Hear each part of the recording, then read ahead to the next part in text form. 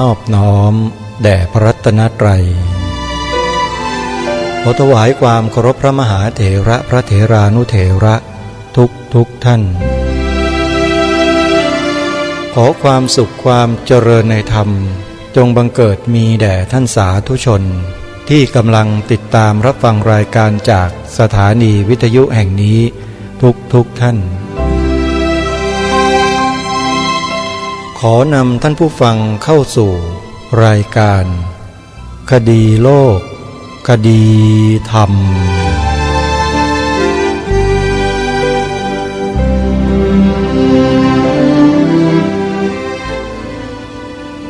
พบกันวันนี้วันขึ้น5 ค่ำเดือน 6วันนี้ตรงกับวันพฤหัสบดีที่19เมษายนพระพุทธศักราช2561รายการคดีโลกคดีธรรม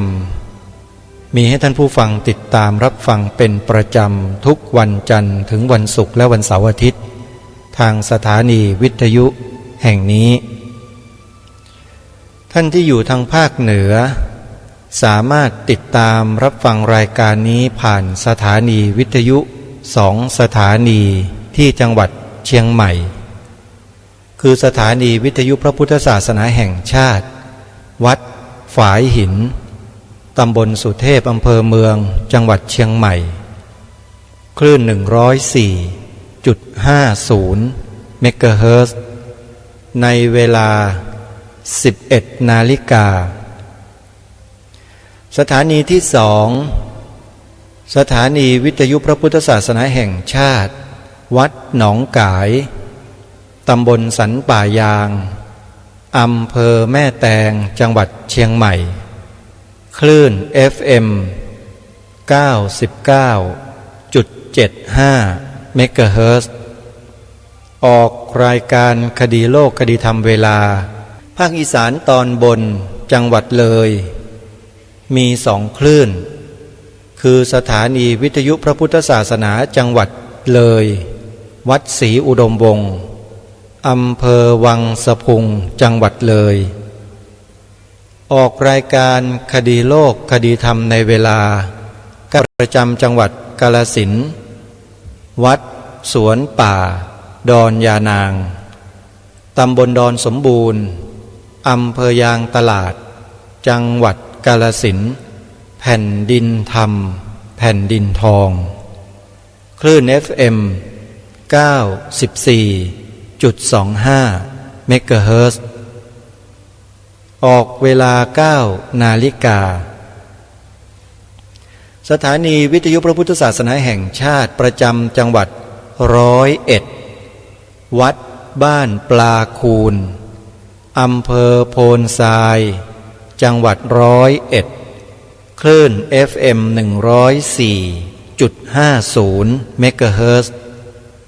ออกรายการคดีโลกคดีธรรมเวลา 13 นาฬิกา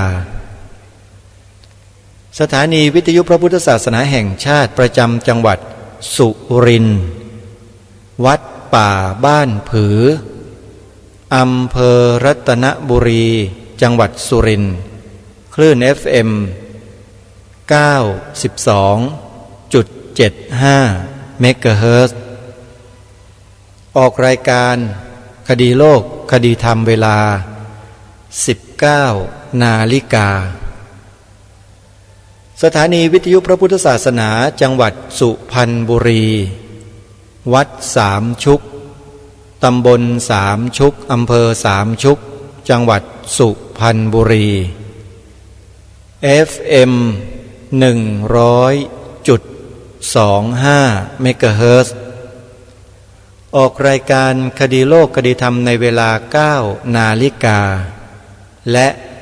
20 นาฬิกา 30 นาที2 เวลาสถานีวิทยุพระพุทธศาสนาแห่งชาติจังหวัดนครปฐมวัดธรรมปัญญารามบางม่วงอำเภอสามพรานจังหวัดนครปฐม ออกรายการคดีโลกคดีธรรมทาง FM 101.25 เมกะเฮิรตซ์ในเวลา 14 นาฬิกา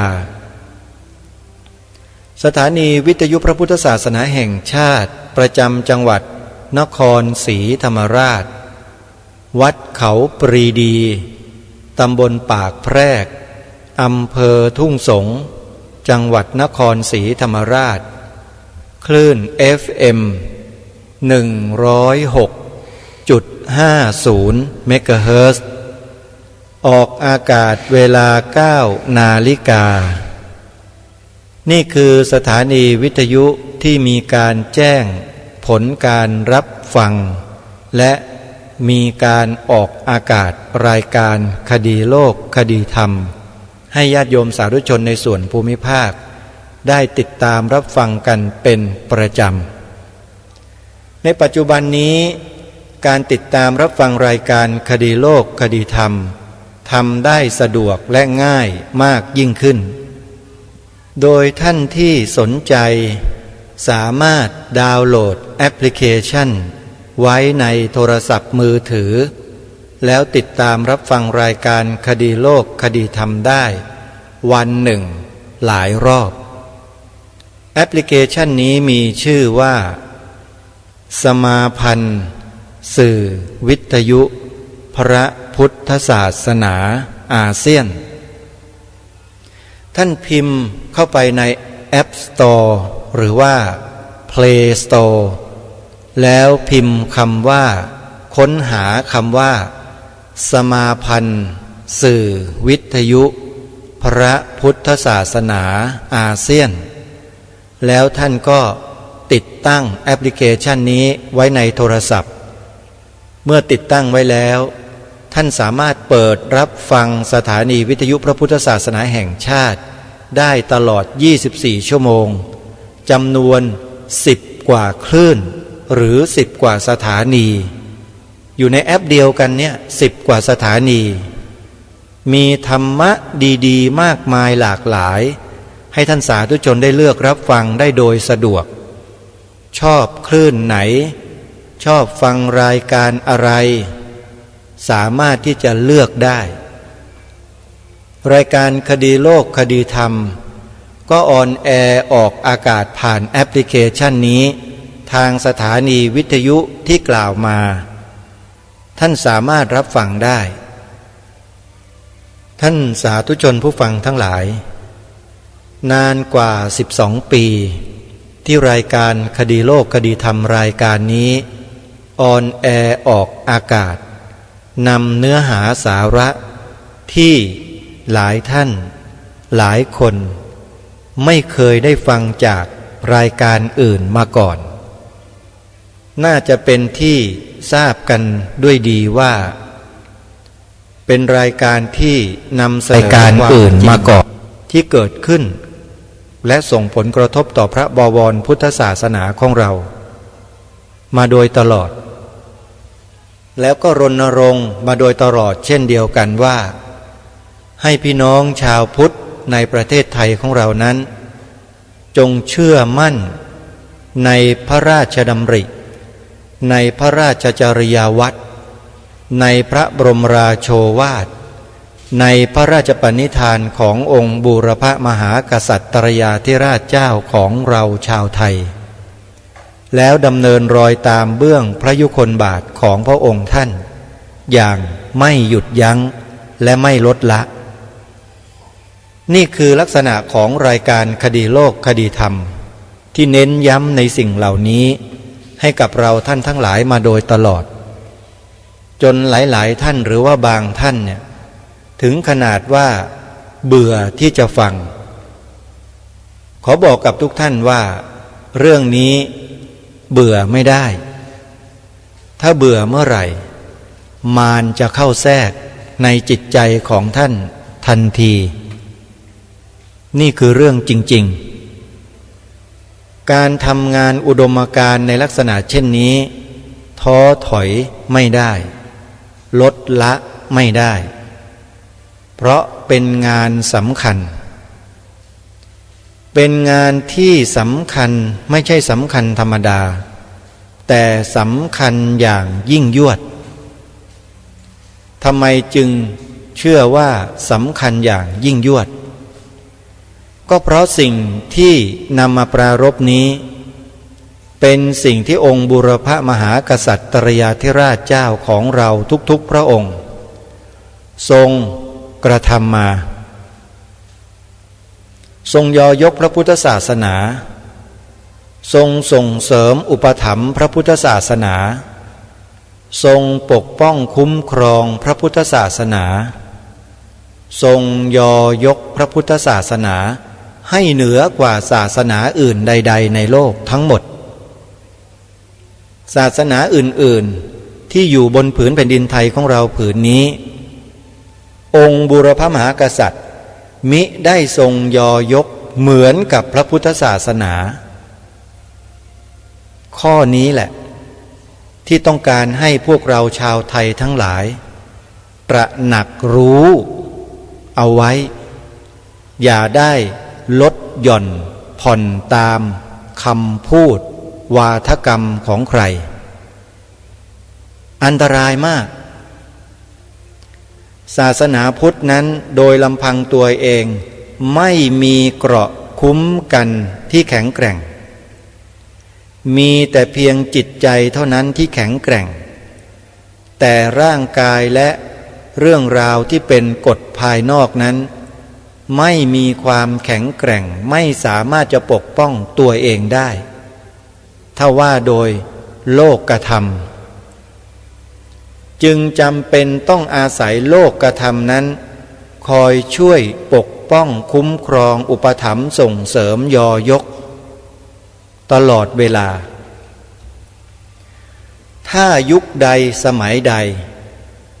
ทางโลกอ่อนแอปวกเปียกไม่มีศรัทธาไม่มีความมั่นคงไม่ทำหน้าที่ของทางโลกเพื่อปกป้องรักษาคุ้มครองส่งเสริมยอยกพระพุทธศาสนาเมื่อนั้นศาสนาพุทธก็จะอ่อนแอลงโดยลำดับอ่อนแอลงโดยลำดับจนถึงขนาดว่าผู้คนในสังคมเริ่มเสื่อมถอยจากพระพุทธศาสนาแล้วไปคว้าเอาลัทธินิกายนอกศาสนามาเป็นแก่นสารสาระแทนนี่คือสิ่งที่น่าเป็นห่วงอย่างยิ่งที่คนไทยเรามิได้รับการปลูกฝังในเรื่องเหล่านี้เท่าที่ควรเราจะถูกปลูกฝังแต่เรื่องการทำบุญให้ทานรักษาศีลเจริญภาวนาทำบุญให้ทานรักษาศีลเจริญภาวนากันอยู่เป็นปกติแล้วเราก็เน้นหนักไปในเรื่องเหล่านั้นกันมากแต่เรื่องโลกิยะซึ่งเป็นสิ่งที่จะเป็นเกราะคุ้มกันพระพุทธศาสนานั้นเราไม่ค่อยจะใส่ใจกันเท่าที่ควรทางรายการคดีโลกคดีธรรมและครูบาอาจารย์นักวิชาการทางพระพุทธศาสนาเป็นจำนวนไม่น้อยได้ออกมารณรงค์ให้คนไทยเรานั้นเห็นความสำคัญของพระบวรพุทธศาสนาที่จะต้องได้รับการคุ้มครองอุปถัมภ์ส่งเสริมโดยกฎหมายรัฐธรรมนูญมาโดยตลอดแต่ประชาชนคนไทยเรานั้นไม่หนักแน่นไม่มั่นคงก็เลยกลายเป็นเหยื่อทางวาทกรรมของฝ่ายตรงข้ามไปได้แบบง่าย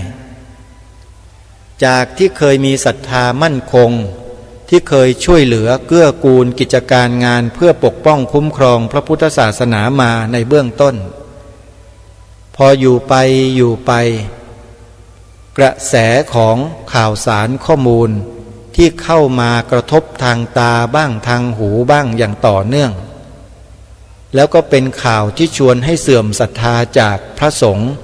เสื่อมศรัทธาจากพระพุทธศาสนาด้วยแล้วผู้ที่ไม่มีจิตใจมั่นคงอยู่แล้วเนี่ยก็ย่อมหวั่นไหวแล้วก็เสื่อมคลายไปในที่สุด นี่คือสิ่งที่เป็นไปอยู่ในยุคปัจจุบันที่เราสามารถมองเห็นและเรียนรู้กันได้จากสภาพการที่เป็นจริงเพราะฉะนั้นรายการคดีโลกคดีธรรมจึงคิดหาวิธีการป้องกันคนไทยของเราไม่ให้ไหลไปตามกระแสของสิ่งเหล่านั้นมากยิ่งขึ้นไปอีก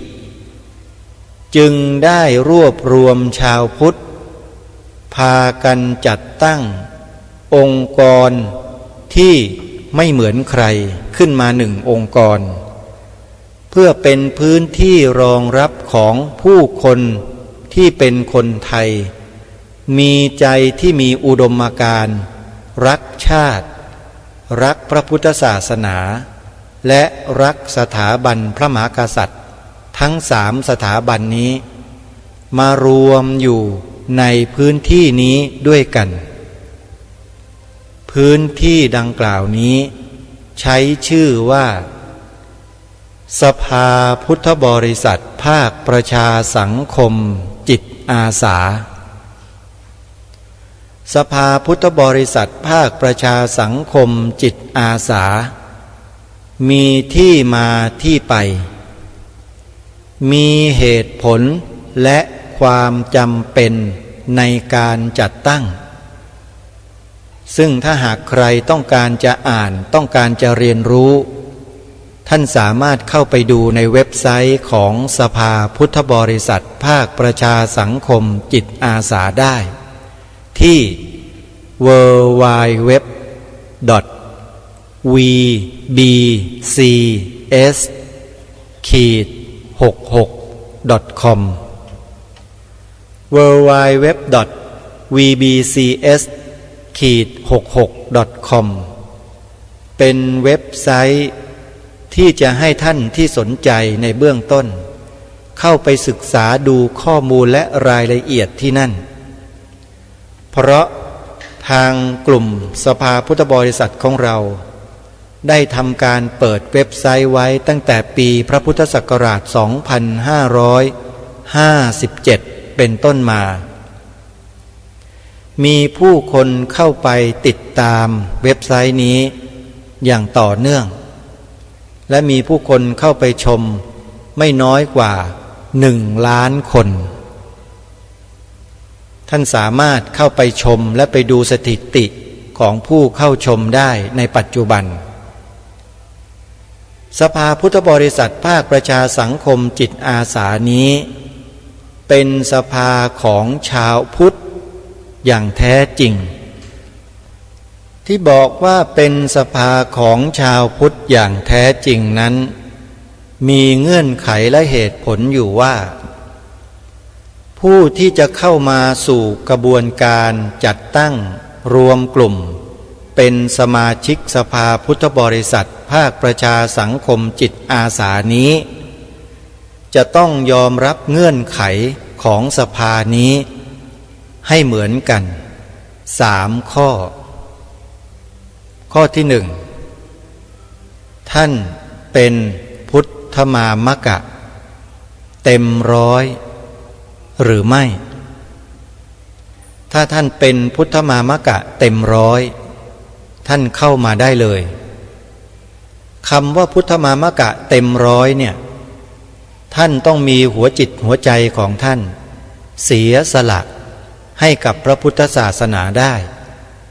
การเสียสละให้กับพระพุทธศาสนาได้นั้นก็หมายความว่ายอมรับเงื่อนไขของสภานี้ที่มีการยกพระพุทธศาสนาเอาไว้เหนือสิ่งอื่นใดท่านก็ต้องยอมรับในข้อนี้เช่นเดียวกันชื่อว่าเป็นพุทธมามกะแท้เข้ามาข้อที่1ข้อที่2ท่านต้องมีความมั่นอกมั่นใจว่าประเทศไทยของเรานี้มีศาสนาพุทธเป็นศาสนาประจำชาติท่านต้องเชื่อมั่นในข้อนี้ด้วยแล้วท่านก็เข้ามาข้อที่3ท่านต้อง เชื่อมั่นและรู้จริงว่าศาสนาพุทธในประเทศไทยของเรานี้มีภัยคุกคามจริงๆท่านต้องเชื่อมั่นและรู้จริงๆไม่ใช่อยู่ๆท่านก็บอกว่าไม่รู้ไม่เห็นไม่รู้ไม่เชื่อไม่รู้สิไม่รู้ไม่แน่ใจไม่ได้ท่านต้องมีความรู้ในเรื่องเหล่านี้มาอย่างชัดเจนแล้วเชื่อมั่นอย่างถูกต้องตรงกันแล้วว่าศาสนาพุทธในเมืองไทยของเรานี้มีภัยคุกคามจริงๆแล้วท่านก็เข้ามาเพราะฉะนั้นเงื่อนไข3ข้อดังกล่าวนี้ถ้าหากว่าใครมีจริงเป็นจริงรู้จริงเข้าใจจริงก้าวเข้ามาได้เลยแล้วเงื่อนไขต่อไปก็คือท่านต้องเขียนใบสมัครกรอกใบสมัครให้ถูกต้องตรงตามความเป็นจริงและติดรูปถ่าย2 นิ้วไว้ที่ใบสมัครด้วย1 ใบแนบสำเนาบัตรประจำตัวประชาชนของท่านลงชื่อกำกับรับรองสำเนาเอาไว้ด้วยให้ถูกต้องเพียงเท่านี้ท่านก็ชื่อว่าได้เข้ามามีส่วนร่วมเป็นสมาชิกสภาพุทธบริษัทภาคประชาสังคมจิตอาสาแล้วแต่ถ้าจะให้สมบูรณ์มากยิ่งขึ้นท่านต้องเสียสละทรัพย์ส่วนตัวเล็กน้อยเพื่อมีส่วนร่วมในการจัดตั้งสภานี้ให้สำเร็จ100 บาทเท่านั้นปัจจัยหรือเงิน100 บาทนี้เป็นค่าบริหารจัดการเอกสารจัดทำฐานข้อมูลทั้งฐานข้อมูลหลักฐานข้อมูลรองข้อมูลที่จะทำการพิมพ์บัตรประจำตัวพุทธมามกะของผู้สมัครทุกคนเป็นบัตรตลอดชีพมีค่าใช้จ่ายแล้วก็ให้สมาชิกทุกคนเนี่ยร่วมกันทำด้วยการบริจาค100 บาทนี่คือเงื่อนไขของการเข้าร่วมเป็นสมาชิกสภาพุทธบริษัทภาคประชาสังคมจิตอาสาท่านสาธุชนผู้ฟังสามารถเข้าไปดาวน์โหลดใบสมัครได้ในเว็บไซต์ของสภาพุทธบริษัทภาคประชาสังคมจิตอาสาหรือจะให้ผู้ดำเนินรายการที่กำลังพูดอยู่นี้ส่งใบสมัครส่งเอกสารให้ท่านทางไลน์ก็สามารถทำได้หรือทางอีเมลท่านก็สามารถแอดเข้ามาเป็นเพื่อนไลน์กับผู้ดำเนินรายการแล้วแสดงความประสงค์ผ่านทางไลน์เข้ามาแล้วทางรายการจะส่งใบสมัครไปให้ท่านแล้วให้ท่านนั้นเข้าไปศึกษาเรียนรู้ในเว็บไซต์ของสภาพุทธบริษัทให้อีกด้วยคือจะส่งเว็บลิงก์ไปให้ด้วยเพราะฉะนั้นใครที่ต้องการจะรับใบสมัครทางไลน์ให้ท่านแอดเข้ามาเป็นเพื่อนไลน์กับอัตมภาพผู้ดำเนินรายการโดยตรงโดยพิมพ์ไลน์ ID ว่าณรงค์ฤทธิ์412ณรงค์ฤทธิ์เป็นอักษรภาษาอังกฤษพิมพ์เล็กณรงค์ฤทธิ์412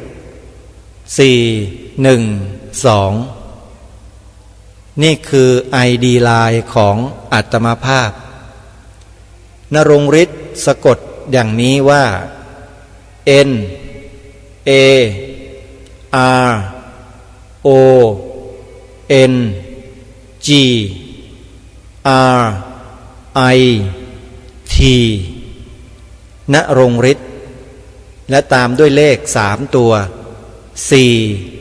1 2 ดเข้ามาเป็นเพื่อนสำหรับท่านที่ต้องการใบสมัครและข้อมูลอื่นๆเดี๋ยวอาตมาภาพจะส่งไปให้แล้วก็แอปพลิเคชันที่จะฟังรายการคดีโลกคดีธรรมนี้ได้ตลอดทุกวันโดยสะดวกก็จะส่งแอปนี้ไปให้ด้วยพร้อมทั้งสถานีและเวลาออกอากาศที่อยู่ในแอปพลิเคชันนี้ท่านจะได้ทราบและรับฟังได้ตรงเวลาตามที่ได้แจ้งไว้ตอนต้นรายการด้วยเพื่อติดตามสถานการณ์ของสภาพุทธบริษัทส่วนกลางซึ่งเมื่อต้นสัปดาห์วันจันทร์ที่ผ่านมาที่จังหวัดนครศรีธรรมราชโดยท่านผู้อำนวยการสถานีโทรทัศน์ดีทีวีก็ไปทำการเปิดประชุมปฐมนิเทศผู้นำกลุ่มสมาชิกสภาพุทธบริษัทจังหวัดนครศรีธรรมราชเสร็จสิ้นไปเป็นที่เรียบร้อยแล้วทำให้ผู้เข้าร่วมประชุมในวันดังกล่าวที่ผ่านมานั้นได้รับความรู้ความเข้าใจเรื่องราวของสภาพุทธบริษัทภาคประชาสังคมจิตอาสามากยิ่งขึ้นแล้วทุกท่านทุกคนก็จะนำไปขยายผลโดยลำดับเพื่อที่จะเชิญชวนญาติพี่ๆน้องๆเพื่อนๆมิตรสหายครูบาอาจารย์ข้าราชการทหารตำรวจและผู้ที่เกี่ยวข้องเข้ามาสมัครเป็นสมาชิกสภาพุทธบริษัทเพิ่มเติมเพื่อทำรงรักษาไว้ซึ่งจารีตประเพณีแบบแผนอันดีงามของชาวจังหวัดนครศรีธรรมราชไว้ด้วยกันการรวมกลุ่มสมาชิกสภาพุทธบริษัทนี้มีเหตุผลมีที่มาที่ไปไม่ใช่ทำแล้วไม่มีความรับผิดชอบเรายืนยันกับทุกท่านได้ว่าเราจัดตั้งสภานี้ขึ้นมาเพื่อที่จะรวบรวมคนดีคนมีศีลธรรมคนที่มีความกล้าในเรื่องของการทำความดีที่ถูกต้องย้ำนะการทำความดีที่ถูกต้องด้วยไม่ใช่ทำดีที่ไม่ถูกต้องนะมันมีอยู่ไอ้ทำดีแบบปลอมๆนะมีเป็นเพียงแค่เครื่องฉาบทาเฉยๆแต่เบื้องหลังก่อการทุจริตต่อสถาบันชาติสถาบันพระพุทธศาสนาและสถาบันพระมหากษัตริย์ของเราก็มีต้องระมัดระวังให้ดีนะญาติโยมสาธุชนทุกท่านจิตอาสาทั้งหลายที่ไปเที่ยวบอกญาติโยมสาธุชนให้เข้ามาสมัครกันอย่างโน้นอย่างนี้อย่างนั้นอยู่ต้องระวังให้ดีดูให้ดีๆระวังสวมรอยเข้ามาแล้วจะทำให้ทุกท่านนั้นเสียหายได้และเสียเวลาด้วยแต่สำหรับสภาพุทธบริษัทภาคประชาสังคมจิตอาสานี้ยืนยันและรับรองได้ด้วยชีวิตว่าเกิดขึ้นมาจากอุดมการณ์ในความรักต่อสถาบันชาติสถาบันพระพุทธศาสนาและสถาบันพระมหากษัตริย์จริงๆไม่มีสิ่งอื่นใดเข้ามาเคลือบแฝงเลยญาติโยมสาธุชนผู้ฟังทุกท่านเราอยู่กันสุขสบายมาช้านานแล้วต่อไปนี้เราจะสบายอย่างที่เราเคยอยู่นั้นไม่ได้อีกต่อไปเพราะโลกมันเปลี่ยนไปแล้วโลกใบนี้เป็นโลกที่ต้องช่วยเหลือตัวเองกันแล้วไม่มีใครช่วยใครได้อีกต่อไปเมื่อสถานการณ์ของโลกกำลังจะเป็นไปเช่นนั้นเนี่ยรายการคดีโลกคดีธรรมและคณะจิตอาสาสภาพุทธบริษัทจึงดำริขึ้นท่ามกลางสถานการณ์ของโลกที่ปั่นป่วนอยู่ในยุคปัจจุบันนี้ให้มีการจัดตั้งสภาพุทธบริษัทขึ้นแล้วเชิญชวนญาติโยมพี่น้องชาวพุทธของเราที่รู้ข่าวสารข้อมูลการรับสมัคร ให้นำสำเนาบัตรประชาชนของตัวเองมา1 ใบแล้วมาเขียนใบสมัครณที่ทำการเพื่อกรอกรายละเอียดบางอย่างลงไว้ในใบสมัครเพื่อเป็นหลักฐานแล้วก็ต้องลงชื่อเขียนที่อยู่ติดต่อกลับให้ชัดเจนฝากเขียนหมายเลขโทรศัพท์เอาไว้ให้ด้วยเพื่อการติดต่อโดยสะดวกในอนาคตให้เราติดต่อกันให้ได้นะญาติโยมสาธุชนทุกท่านอย่าทิ้งศาสนาพุทธต้องช่วยกันทำนุบำรุงส่งเสริมปกป้องคุ้มครองให้ถึงที่สุดอย่าให้ลัทธินิกายศาสนาใดลัทธินิยมในทางศาสนาใดเข้ามากร่ำกรายศาสนาพุทธของเราเป็นอันขาดนี่คือแนวพระราชดำริพระราชดำรัสพระบรมราโชวาทพระราชปณิธานขององค์บูรพมหากษัตริยาธิราชเจ้าจริงๆรายการคดีโลกคดีธรรมมิได้พูดขึ้นเองเพราะหลักฐานทางประวัติศาสตร์บ่งบอกไว้เช่นนั้นจริงๆอาตมาภาพได้มีโอกาสสัมผัสกับข้อมูลความจริงเกี่ยวกับเรื่องภัยคุกคามพระพุทธศาสนาจากผู้หลักผู้ใหญ่จากผู้รู้จากวิทยากรมากมายหลากหลายที่พูดถึงเรื่องนี้แล้วทำการศึกษาค้นคว้าเพิ่มเติมจนกระทั่งประจักษ์ชัดประจักษ์แจ้งชัดเจนว่าภัยคุกคามพระพุทธศาสนาในประเทศไทยนั้นมีอยู่จริงๆแต่เราคาดไม่ถึงว่าจะเป็นไปได้หลายคนก็แทบไม่เชื่อหูตัวเองไม่เชื่อสายตาตัวเองในแรกๆว่าจะเป็นไปได้ว่า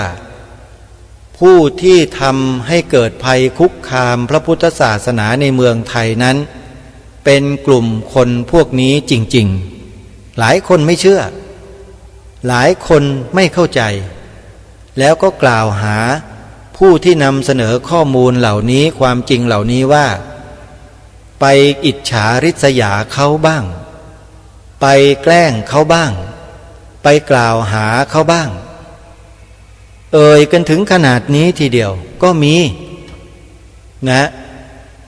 แต่เมื่อได้ศึกษาได้ฟังบ่อยๆได้ติดตามได้ดูบ่อย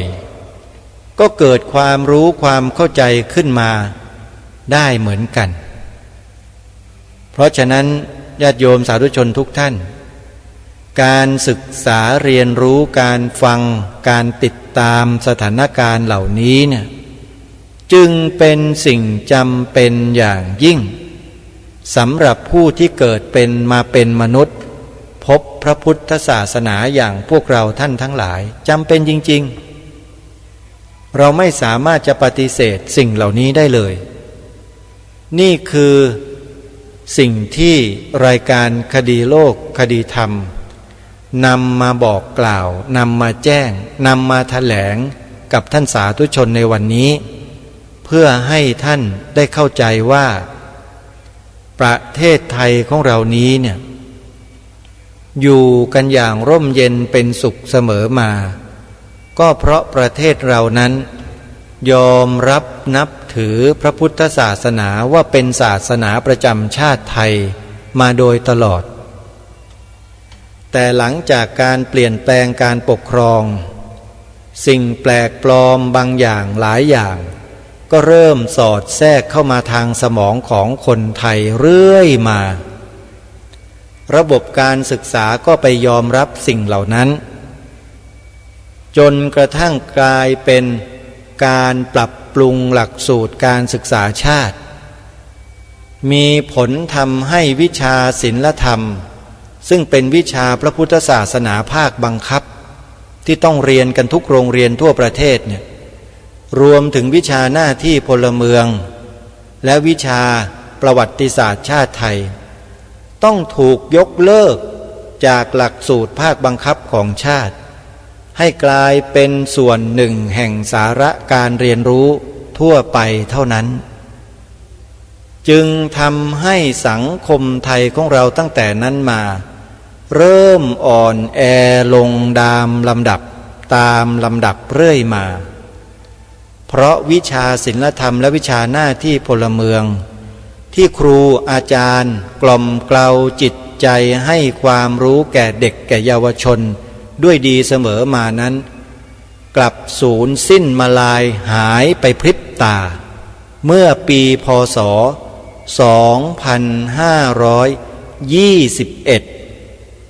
2521ครูบาอาจารย์ของเราผู้เชี่ยวชาญงานศาสนาก็ติดตามเรื่องนี้มาโดยลำดับแล้วก็ได้ทำการบันทึกไว้เป็นเอกสารเป็นหนังสือบ้างเป็นคลิปเสียงบ้างเป็นวิดีโอบ้างทำให้ผู้ดำเนินรายการได้มีโอกาสไปฟังไปศึกษาเรียนรู้แล้วก็ติดตามข้อมูลเหล่านั้นมานำเสนอผ่านรายการคดีโลกคดีธรรมเป็นปกติแล้วก็ทำเรื่องนี้ส่งเสริมเรื่องนี้สนับสนุนเรื่องนี้รณรงค์เรื่องนี้มาโดยตลอดไม่เคยหยุดเลยจนท่านผู้ฟังหลายๆคนที่ฟังบ่อยๆจนกระทั่งเบื่อแล้วก็ไม่อยากจะฟังก็มีแต่ขอย้ำเตือนท่านว่าเรื่องนี้เบื่อไม่ได้เป็นอันขาดก็คือเรื่องพระพุทธศาสนาเป็นศาสนาประจำชาติไทยเนี่ยเบื่อไม่ได้จะต้องปลุกจิตสำนึกให้มั่นคงถาวรตลอดการชั่วกาลปวสานให้ได้เรื่องนี้ย่อท้อไม่ได้ถอยไม่ได้หยุดไม่ได้จริงๆผู้ดำเนินรายการต้องขอเลยนะเรื่องอื่นหยุดได้แต่เรื่องศาสนาพุทธเป็นศาสนาประจำชาติไทยบัญญัติไว้โดยกฎหมายรัฐธรรมนูญนั้นซึ่งเป็นสิ่งที่ชอบธรรมที่สุดนี้หยุดไม่ได้แล้วจะเปิดตอนต้นรายการเนี้ยทุกวันขอเลยนะญาติโยมชาวพุทธอย่าเบื่อเรื่องนี้นะถ้าเบื่อเมื่อไหร่อริราชศัตรูของเรามันเข้าแทรกทันทีแทรกทางไหนไม่ว่ามันแทรกทางความคิดของท่านทันทีเมื่อท่านเบื่อวาทกรรมเข้าแทรกสิ่งที่ท่านมั่นอกมั่นใจและสนับสนุนส่งเสริมมาโดยตลอดคือเรื่องนี้มันก็จะหายไปจากมโนสำนึกของท่านโดยลำดับจนกระทั่งท่านไม่ใส่ใจมันอีกเลยนี่ขนาดรายการคดีโลกคดีธรรมย้ำแล้วย้ำอีกย้ำทุกวันท่านยังมีอาการแบบนี้กันเลยท่านเคยศึกษาดูสภาพจิตใจของท่านบ้างหรือไม่ว่าทำไมมันถึงเบื่อเรื่องนี้ไม่พอใจเรื่องนี้ไม่ยอมรับเรื่องนี้เพราะอะไร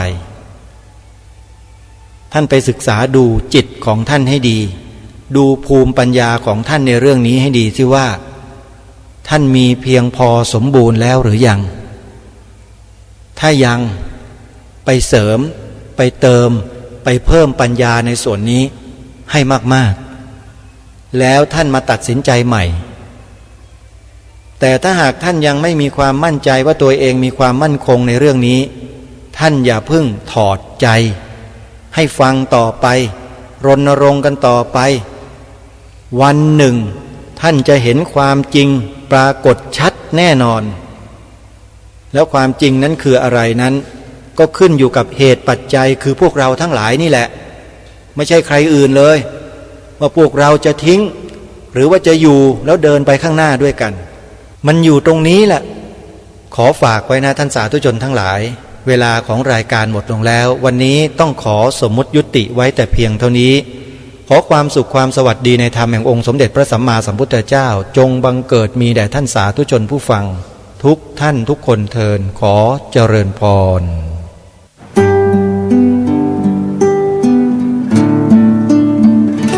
ก ล้าคิดก็ต้องกล้าทำอย่ากลัวถ้าทำความดีเร่งศึกษาปัญหาให้ทันท่วงทีเมืองไทยจะพัฒนากว่านี้รายการดีๆคดีโลกคดีธรรมขอรำพันบรรยายความคิดเครื่องไม้แห่งสีทั้งสามงามถนัดขาวคือบริสุทธิ์สีสวัสดิ์หมายพระไตรรัตน์และธรรมะคุมจิตไทยแด่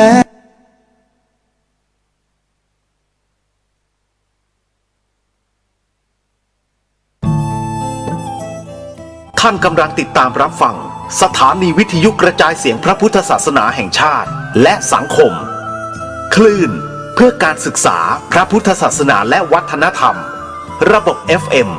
104.5 เมกะเฮิรตซ์รายการต่อไปเป็นรายการข่าวบ้านวัดราชการดำเนินรายการโดยเกษตรเพชรสำริด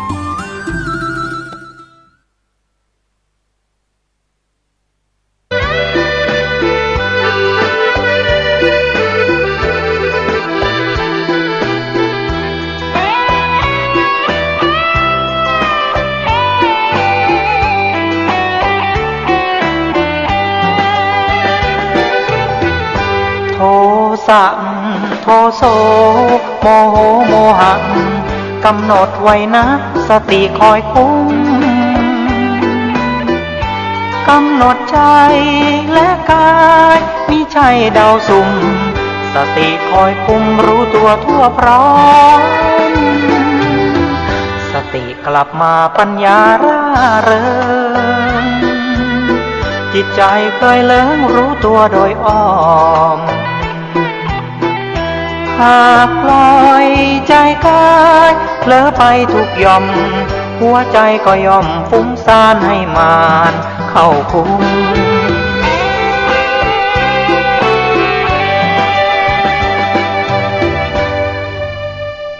ข่าวสารเพื่อการประชาสัมพันธ์ด้วยทางคณะสงฆ์คณะศรัทธาของวัดฝายหินตำบลสุเทพอำเภอเมืองจังหวัดเชียงใหม่พร้อมใจกันจัดงานเพณีสงน้ำเจดีย์อธิธาตุท่านเจ้าคุณพระอภัยสารธาสังฆปาโมกข์อุบาโสภาครบ187 ปี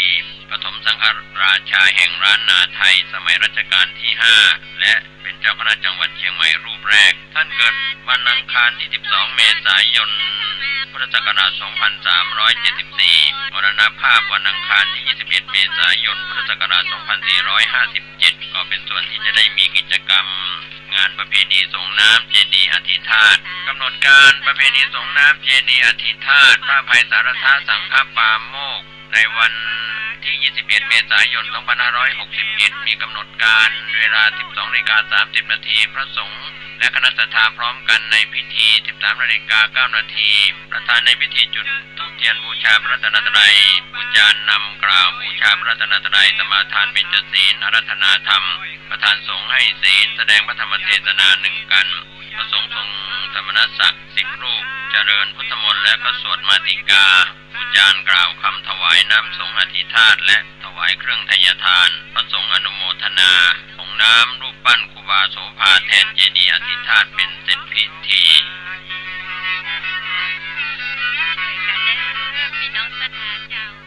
ข่าวสารเพื่อการประชาสัมพันธ์ขอเชิญชวน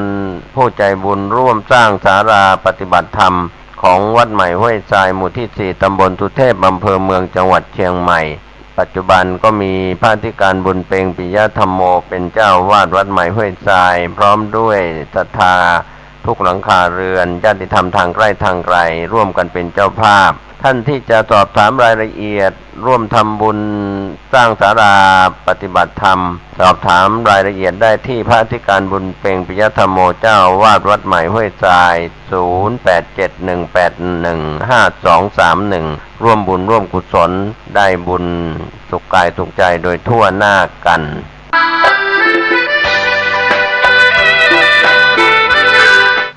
สวัสดีครับท่าน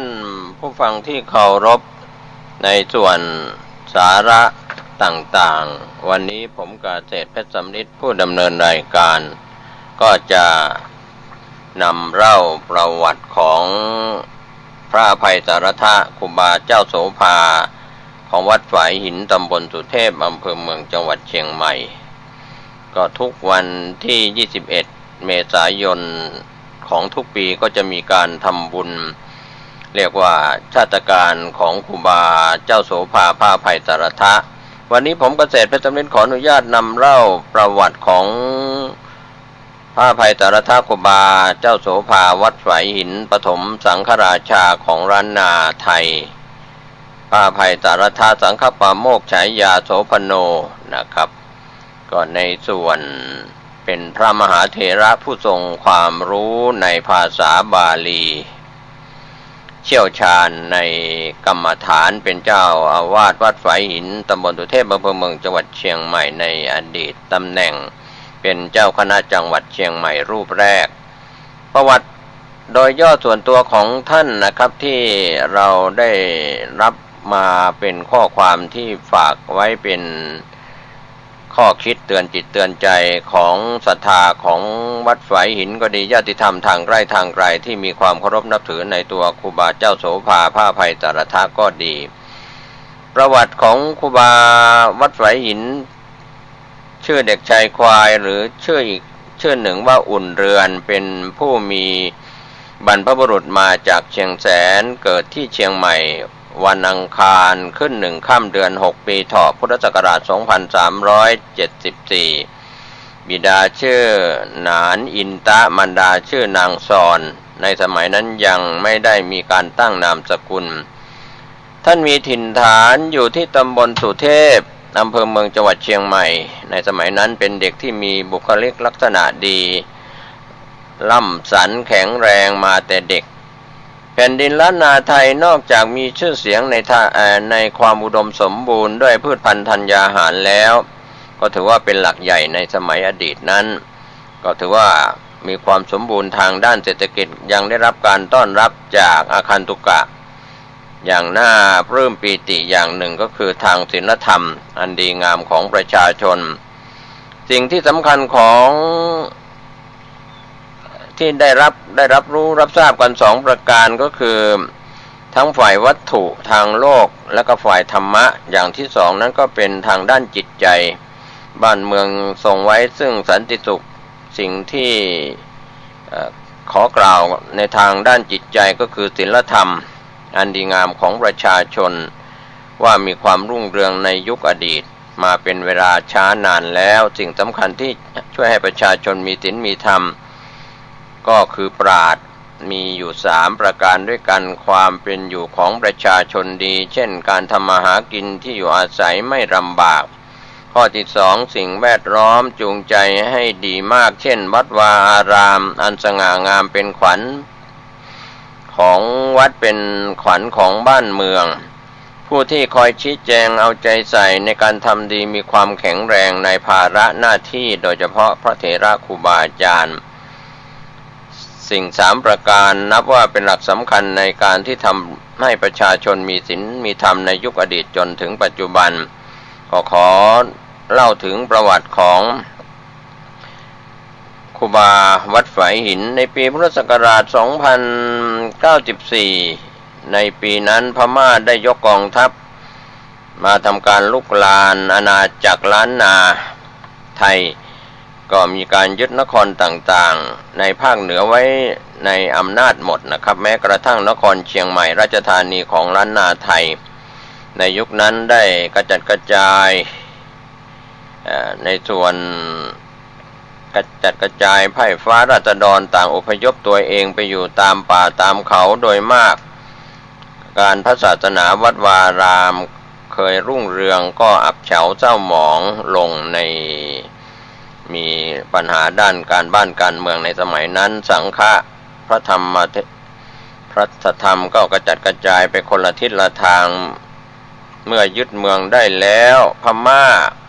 ข้าศึกก็จะเข้ามานั่งเมืองด้วยการเป็นเหนือหัวอยู่ครองถึง236 ปีก็มีคนล้านนาไทยกลุ่มหนึ่ง อันมีพญาสุรวลือชัยสงครามเจ้าทิพย์ช้างเป็นหัวหน้าเล็งเห็นความเสื่อมโทรมของพระศาสนาก็มีความสังเวชสลดใจเป็นอย่างมากก็ชักชวนบริวารมิตรสหายกลุ่มหนึ่งทำการกู้อิสรภาพของล้านนาไทยให้กลับคืนมาก็มีการเข้ายึดเมืองลำปางคืนได้ก่อนเจ้าทิพย์ช้างมีบุตรคนหนึ่งชื่อเจ้าฟ้าชายแก้วภายหลังพม่าที่รักษาเมืองเชียงใหม่รู้ระแคะระคายการกู้แผ่นดินจึงจับเจ้าฟ้าชายแก้วไว้แล้วได้นำไปคุมขังณเมืองเชียงใหม่เจ้าฟ้าชายแก้วมีบุตรหลายองค์ด้วยกันที่นับว่าเป็นยอดทหารหารอยู่ก็คือพระเจ้ากาวิระกับพระเจ้าธรรมรังการาชบุตรทั้งสองได้นำไพร่พลหักด่านเข้าเมืองเชียงใหม่เพื่อแหกเอาเจ้าฟ้าชายแก้วผู้เป็นบิดาได้มาแล้วก็ทำการขับไล่พม่าออกจากเมืองไปเจ้ากาวิระผู้เป็นพี่ใหญ่ก็ได้เข้านั่งเมืองเชียงใหม่เป็นปฐมกษัตริย์ต่อมาจัดบ้านเมืองสวัสดีครับท่านผู้ฟังที่เคารพข่าวชาวบ้านเสียงธรรมเสียงข่าววันนี้ผมเกษตรเพชรสำนิดบรรณาธิการข่าวก้าวหน้านิวทีมข่าวทีมงานรายงานตัวรายงานข่าวช่วงนี้ก็นำเสียงประวัติของครูบาเจ้าโสภาพระอภัยสารทสังฆปาโมกข์เจ้าคณะจังหวัดเชียงใหม่รูปแรกเป็นอดีตเจ้าวาดวัดฝายหินนะครับคณะสงฆ์คณะศิษย์คณะศรัทธา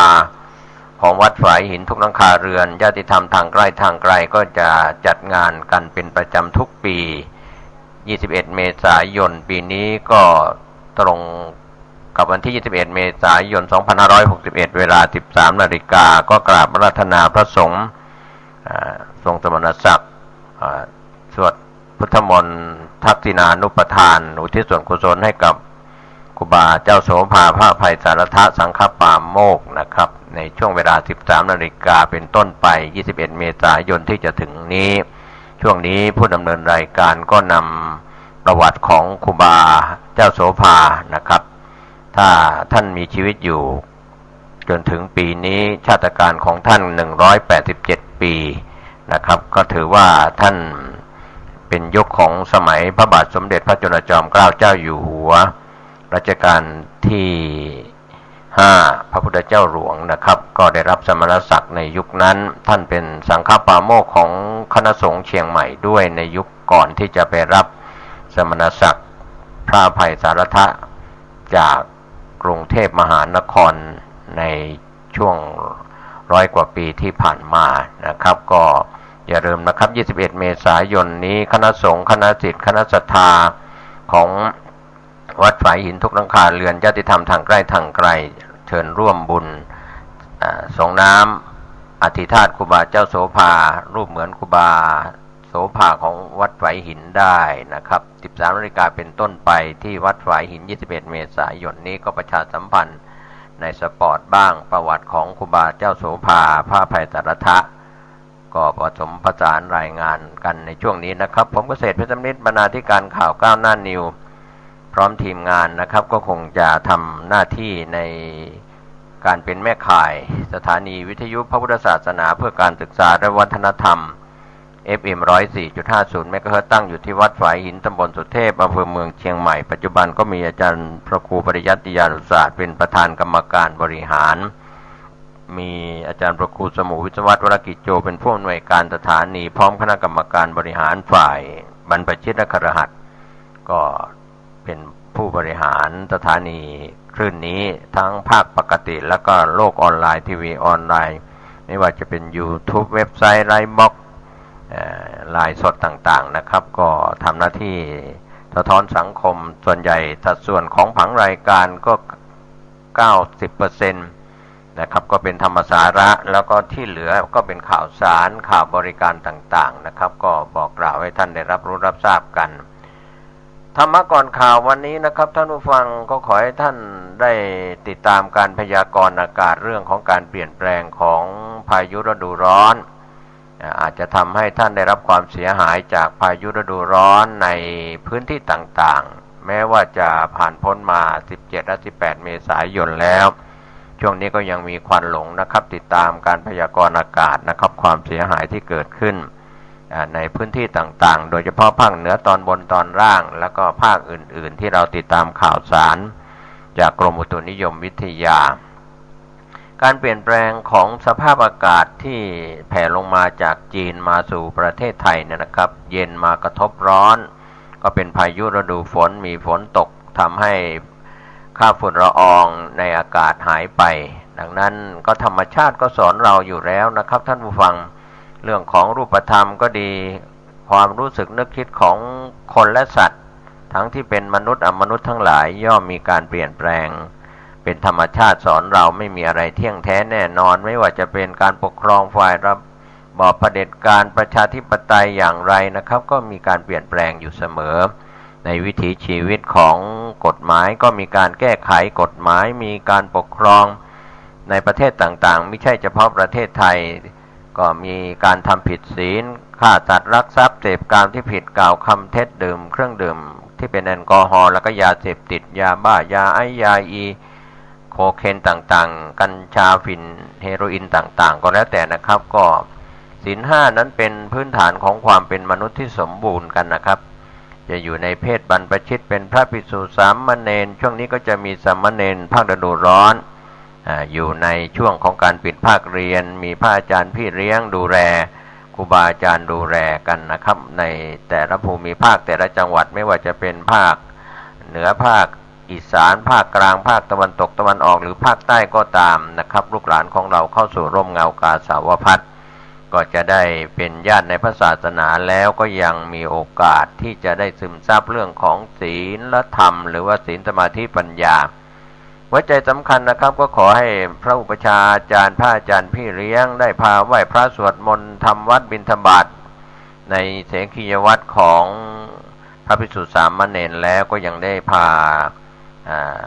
ลูกพระลูกเนนนะครับได้ฝึกพระกรรมฐานนั่งสมาธิเดินจงกรมกันนะครับแล้วแต่พระอาจารย์พี่เลี้ยงได้ซึมซับในสิ่งที่เป็นสาระแก่นสารก็คือการฝึกพระกรรมฐานฝึกความอดทนฝึกการเจริญสตินะครับจากสติปัฏฐานทั้ง4กายเวทนาจิตธรรมนะครับก็เป็นเรื่องราวที่ลูกหลานของเราได้รับการฝึกอบรมในระยะเวลา15วัน1เดือนเดือนครึ่งหรือ45วันก็แล้วแต่นะครับสามเณรภาคฤดูร้อนก็ทำให้พ่อแม่ญาติพี่น้องของผู้ที่บรรพชาเป็นสามเณรแล้วหรืออุปสมบทเป็นพระภิกษุใหม่นะครับสามเณรภาคฤดูร้อนใหม่ภิกษุที่บวชใหม่ในช่วงฤดูร้อนนี้ก็ถือว่าเป็นญาติในทางพระศาสนาทำให้ใกล้ชิดพระรัตนตรัยมากยิ่งขึ้นก็ถือว่าไม่เสียชาติเกิดมาเป็นมนุษย์แล้วยังได้พบพระพุทธศาสนาก็ทำให้ความเจริญรุ่งเรืองเหลืองอารามไปด้วยธงชัยพระอรหันต์คือกาสาวพัสข่าวแรกวันนี้เราเริ่มกันในส่วนของจังหวัดลำปางบริษัท TOT จำกัดมหาชนที่ลำปางดำเนินการสำรวจเครือโครงข่ายเน็ตประชารัฐเฟสที่2พร้อมให้บริการประชาชนในจังหวัดลำปาง225หมู่บ้านครอบคลุม13อำเภอของจังหวัดลำปางแล้วก็เป็นข้อชี้แจงจากนางกุลธิดานาถพินโทรศัพท์จังหวัดลำปางกล่าวกับทีมข่าวของลำปางวันนี้ว่าโครงการเน็ตประชารัฐเฟสที่1ได้ดำเนินการและให้บริการอินเทอร์เน็ตแก่ประชาชนไปแล้ว245หมู่บ้านครอบคลุมทั้ง13อำเภอในพื้นที่จังหวัดลำปางไปส่วนหนึ่งในช่วงปลายปี2560ที่ผ่านมาต้นปี2561ในปีนี้ก็ได้ร่วมกับกศน.ส่งครูลงพื้นที่ให้ความรู้การใช้อินเทอร์เน็ตรวมถึงวิธีการขายสินค้าออนไลน์ให้กับประชาชนในพื้นที่ต่างๆ13อำเภอของจังหวัดลำปางเฟสที่2อยู่ในระหว่างดำเนินการสำรวจพื้นที่225หมู่บ้านหากหมู่บ้านไหนมีโครงข่ายของผู้บริการอินเทอร์เน็ตอื่นอยู่แล้วทางโครงการก็จะเลือกหมู่บ้านอื่นที่ไม่มีโครงการข่ายของอินเทอร์เน็ตในการให้บริการประชาชน ก็มีการเลือกจุดติดตั้งอินเทอร์เน็ตผู้ใหญ่บ้านและผู้นำชุมชนส่วนใหญ่ก็จะเลือกศาลาประชาคมของหมู่บ้านเป็นสถานที่ติดตั้งตัวกระจายสัญญาณ Wi-Fi ใช้ในการประชุมต่างๆของหมู่บ้านด้วยนะครับอันนี้ก็เป็นความคืบหน้าของเน็ตประชารัฐในพื้นที่ของจังหวัดลำปางส่วนรัฐบาลออกมาย้ำนะครับวันนี้การต่อต้านการทุจริตคอร์รัปชันถือเป็นวาระแห่งชาติก็เป็นส่วนที่ทีมข่าวเราได้รับรายงานเป็นการประชุมคณะรัฐมนตรีครม.เมื่อ 17 เมษายนที่ผ่านมาก็มีมาตรการแนวทางบริการนมโรงเรียนตามที่คณะกรรมการโคนมและผลิตภัณฑ์นมนะครับเสนอการปรับปรุงบอร์ดของนมเดิมนะครับโดยผู้ประกอบการองค์กรปกครองส่วนท้องถิ่นโรงเรียนองค์การส่งเสริมกิจการโคนมแห่งประเทศไทยอสค.ทำหน้าที่ฝ่ายเลขานุการนะครับก็มีการเปลี่ยนให้กรมปศุสัตว์ทำหน้าที่ฝ่ายเลขานุการแทนจากการที่กรมปศุสัตว์เป็นหน่วยงานที่ไม่มีส่วนได้ส่วนเสียในระบบนมโรงเรียนดำเนินการหาแนวทางและมาตรการนี้ทำให้เกิดความโปร่งใสป้องกันการทุจริตซึ่งเป็นไปตามข้อสังเกตของคณะกรรมการป้องกันและก็การปราบปรามการทุจริตแห่งชาติปปช.ก็รัฐบาลออกมาเน้นย้ำต่อต้านทุจริตคอร์รัปชันเป็นวาระแห่งชาติของรัฐบาลก็ให้ความสำคัญในเรื่องของที่มีปัญหาเรื้อรังที่คอยทำลายของสังคมไทยมาโดยตลอดเรื่องของปัญหาคอร์รัปชันการที่ประชาชนเข้าถึงบริการของรัฐง่ายขึ้นการแก้ไขการปรับปรุงและก็การยกระดับกฎระเบียบในการจัดซื้อจัดจ้างให้เกิดความโปร่งใสสามารถตรวจสอบได้เป็นสิ่งสำคัญนะครับก็ได้จริงมากน้อยเพียงใดแค่ไหนนั้นก็ขอให้รัฐบาลลงลึกไปนะครับยังมีไอ้โม่งหรือโกงประชาชนในการทุจริตคอร์รัปชันยังมีแอบแฝงอยู่ในช่องทางต่างๆในรูปแบบต่างๆทั้งผู้นำทั้งระดับองค์กรใหญ่องค์กรเล็กในประเทศไทยยังไม่สิ้นซากหรือไม่หมดไปจากประเทศไทยนะครับจะแฝงมาในช่องทางใดก็ขอให้รัฐบาลเอาจริงนะครับคงไม่เข้าข่ายปากว่าตาขยิบเทศบาลตำบลเมืองยวมใต้จังหวัดแม่ฮ่องสอนจัดพิธีรดน้ำดำหัวผู้สูงอายุในช่วงเทศกาลวันนี้นายสติทรัพย์ทวีพันธ์นายกเทศมนตรีตำบลเมืองยวมใต้พร้อมข้าราชการพนักงานเทศบาลตำบลเมืองยวมใต้กำนันผู้ใหญ่บ้านผู้นำชุมชนประชาชนในพื้นที่ก็จัดพิธีรดน้ำดำหัวผู้สูงอายุเทศกาลสงกรานต์ปีใหม่เมืองปีนี้สืบสานประเพณีครับที่เทศบาลตำบลเมืองยวมใต้ที่โรงเรียนไทยรัฐวิทยา33บ้านทุ่งพร้าวอำเภอแม่เสรียงจังหวัดแม่ฮ่องสอนก็มีผู้ร่วมรับส่งเรียกว่าอะไร ดำหัวผู้สูงอายุ97คนที่เข้าร่วมงานเป็นผู้สูงอายุขอพรจากผู้สูงอายุก็ชื่นมื่นกันนะครับบรรยากาศเช้านี้ก่อนเที่ยงที่เทศบาลตำบลเมืองยวมใต้อำเภอแม่เสรียงจังหวัดแม่ฮ่องสอนนะครับก็ยังเป็นควันหลงของการรดน้ำดำหัวกันอยู่ผู้ตรวจราชการสำนักนายกรัฐมนตรีลงพื้นที่จังหวัดแพร่วันนี้นะครับความคืบหน้าโครงการสัตว์ปลอดโรคคนปลอดภัยโรคพิษสุนัขบ้าที่จังหวัดแพร่โดยนายสุรศักดิ์เรียงเครือหัวหน้าผู้ตรวจราชการสำนักนายกรัฐมนตรีก็ติดตามโครงการสัตว์ปลอดโรคคนปลอดภัยจากโรคพิษสุนัขบ้าที่สารกลางจังหวัดแพร่วันนี้ก็ประชุมเพื่อติดตามงานส่วนจังหวัดพะเยาคปภ.พะเยาเชิญชวนประชาชนทำประกัน100และ222ไมโครอันสุรันนะครับพะเยาโดยสำนักงานคปภ.พะเยาเชิญชวนประชาชนผู้ใช้รถใช้ถนนในช่วงเทศกาลด้วยการทำประกัน100และ222ไมโครอินสุรันการบริการความเสี่ยงเบี้ยประกันภัยต่ำเพียง100 บาท222 บาทคุ้มครองอุบัติเหตุสูงสุด100,000 บาท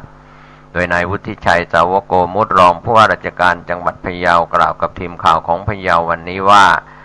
คณะกรรมการกำกับและส่งเสริมการประกอบธุรกิจประกันภัยให้ความสำคัญของการรณรงค์ปลอดภัยทางถนนนะครับช่วงเทศกาลหยุดยาวนะครับไม่ว่าเทศกาลสงกรานต์หรือเทศกาลอื่นๆที่จะตามมาที่หยุดยาวเพื่อ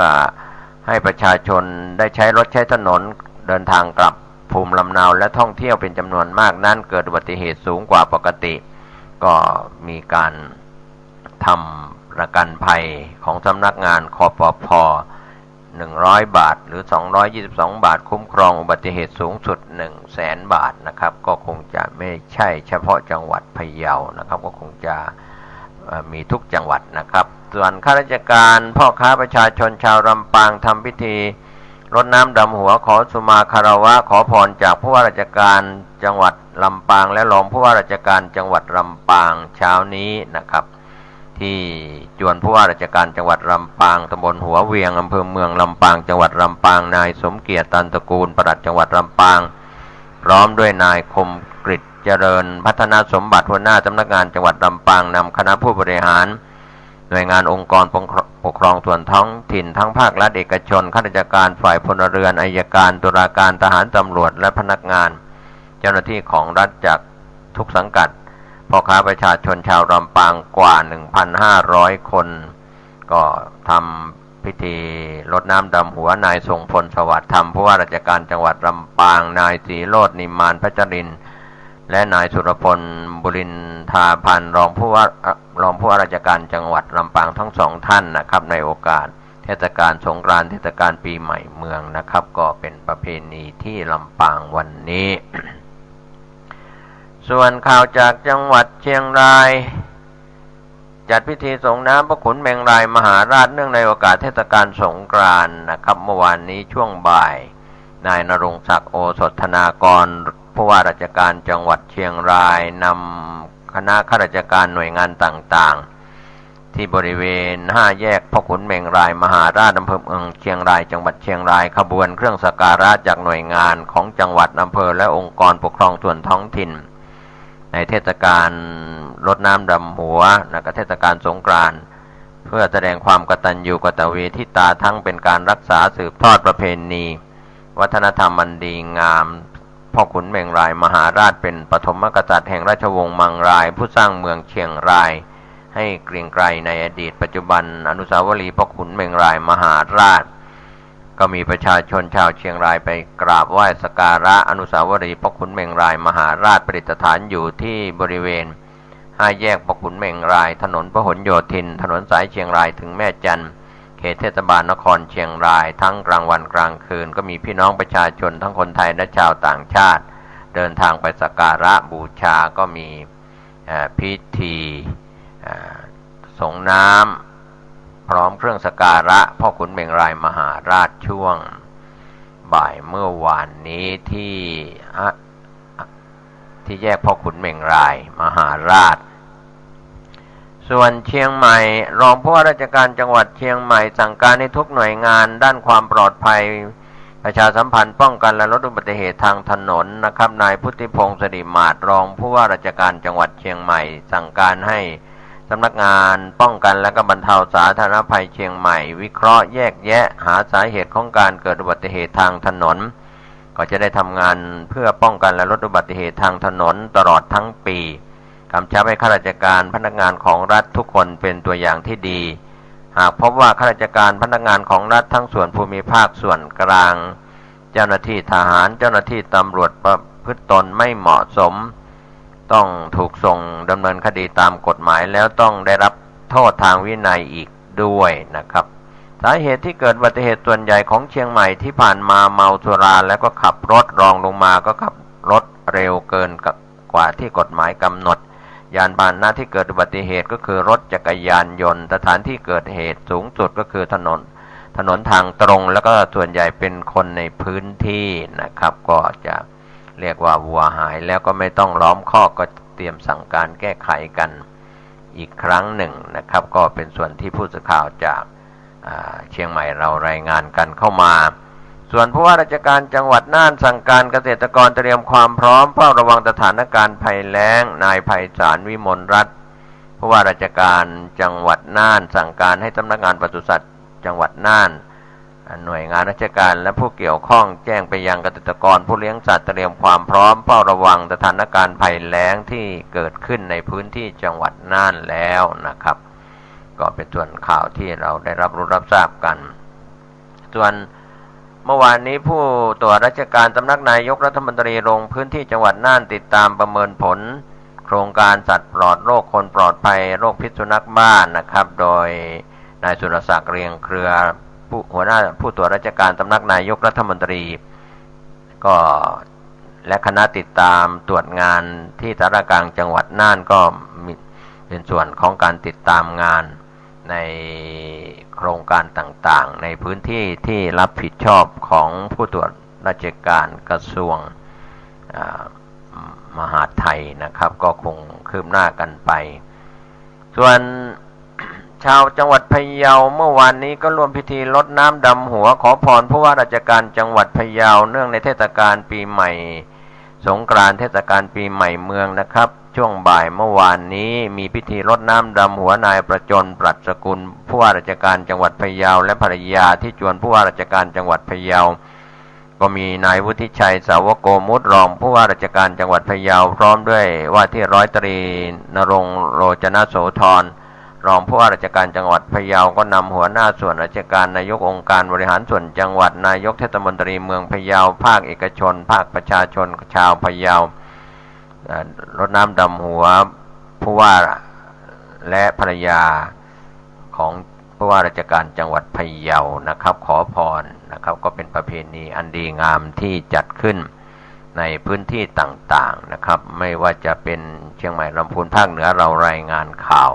ครับช่วงวัน2 วันนั้นก็ต้องขออภัยขัดข้องทางด้านติดภารกิจก็ไม่ได้รายงานสรุปยอดของการเกิดอุบัติเหตุตายและบาดเจ็บใน8 จังหวัดภาคเหนือตอนบนแต่เราก็ได้รับรู้รับทราบจากพี่น้องสื่อมวลชนส่วนกลางทุกแขนงสาขารายงานในภาพรวมทั้งประเทศไปแล้วครับก็เป็นส่วนหนึ่งของการนำข่าวสารในพื้นที่เชียงใหม่ลำพูนภาคเหนือ8 จังหวัดก็ขอบคุณพี่น้องสื่อมวลชนวันนี้ที่ได้รายงานข่าวกันตั้งแต่เมื่อวานนี้จนถึงวันนี้หลากหลายเรื่องราวข่าวที่เกิดขึ้นขอบคุณเครือข่ายสถานีวิทยุพระพุทธศาสนาเพื่อการศึกษาและวัฒนธรรม FM 104.50 เมกะเฮิรตซ์ตั้งอยู่ที่วัดฝายหินตำบลสุเทพอำเภอเมืองเชียงใหม่เป็นแม่ข่ายลิงก์สัญญาณไปยังสถานีวิทยุชุมชนคนนาน้อยอำเภอนาน้อยจังหวัดน่านก็มีอาจารย์ประครูสุจินต์นันทธรรมเป็นผู้อำนวยการสถานีพร้อมคณะกรรมการบริหารฝ่ายบรรพชิตและคฤหัสถ์นอกจากนั้นก็ขอบคุณเครือข่ายไลฟ์บ็อกซ์ของอาจารย์ดร.อาร์ตจากคณะวิศวกรรมมช.แล้วก็ขอบคุณในส่วนของไลฟ์สด Facebook ไลฟ์ YouTube เว็บไซต์ต่างๆนะครับกับการรายงานข่าวสารที่เกิดขึ้นขอทุกคนทุกท่านปฏิบัติภารกิจสุขกายสุขใจติดตามการพยากรณ์อากาศของกรมอุตุนิยมวิทยาศูนย์อุตุนิยมวิทยาภาคเหนือกับเรื่องของดินฟ้าอากาศพายุฤดูร้อนพ้นจากเหตุเพศภัยจากพายุฤดูร้อนโดยทั่วหน้ากันสวัสดีครับ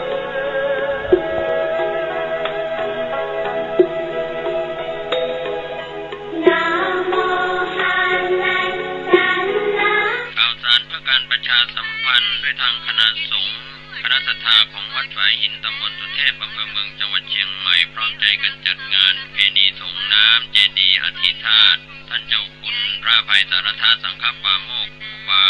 โสภาครบ187 ปีปฐมสังฆราชาแห่งล้านนาไทยสมัยรัชกาลที่5และเป็นเจ้าคณะจังหวัดเชียงใหม่รูปแรกท่านเกิดวันอังคารที่12 เมษายนพุทธศักราช 2374 มรณภาพวันอังคารที่ 21 เมษายน พุทธศักราช 2457 ก็เป็นส่วนที่จะได้มีกิจกรรมงานประเพณีส่งน้ำเจดีย์อธิธาตุกำหนดการประเพณีส่งน้ำเจดีย์อธิธาตุพระอภัยสารธาสังฆปาโมกข์ในวันที่ 21 เมษายน 2561 มีกำหนดการเวลา 12:30 นาทีพระสงฆ์และคณะศรัทธาพร้อมกันในพิธี 13:09 นาทีประธานในพิธีจุดธูป เทียนบูชาพระรัตนตรัยผู้จารนำกล่าวบูชาพระรัตนตรัยสมาทานเบญจศีลอาราธนาธรรมประทานสงฆ์ให้ศีลแสดงพระธรรมเทศนาหนึ่งกันพระสงฆ์ทรงสมณศักดิ์10 รูปเจริญพุทธมนต์และก็สวดมาติกาผู้จารกล่าวคำถวายน้ำสงฆ์อธิษฐานและถวายเครื่องไทยทานพระสงฆ์อนุโมทนาส่งน้ำรูปปั้นครูบาโสภาแทนเจดีย์อธิษฐานเป็นเสร็จพิธี